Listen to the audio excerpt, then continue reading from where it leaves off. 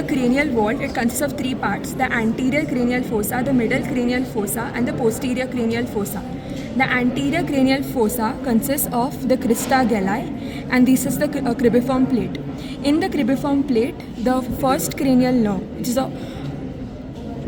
the first cranial nerve, the olfactory nerve, is present. 15 to 20 olfactory nerve endings, they form two olfactory bulbs at the either side of the cribriform plate.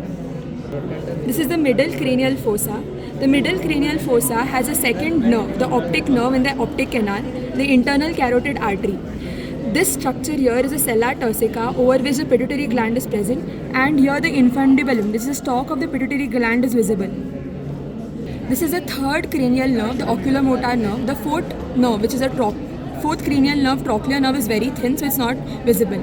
The third cranial nerve, fourth cranial nerve, and 5-1, which is the ophthalmic branch of the trigeminal nerve, and the sixth nerve, obducent nerve, come from the superior orbital fissure. This is the fifth cranial nerve, the trigeminal nerve. This is the sixth cranial nerve, the abducent nerve. The seventh and eighth cranial nerve are present in the internal auditory meatus. The seventh cranial nerve, which is the facial nerve, and the eighth cranial nerve, vestibulocochlear nerve, as it lies in the vestibula and the cochlea. The eighth, the ninth, and the 10th and the 11th cranial nerve are present here. 9, 10, 11. The jugular foramen. Ninth, which is the glossopharyngeal nerve. 10th, which is the vagus nerve, and the 11th, which is the spinal axillary nerve.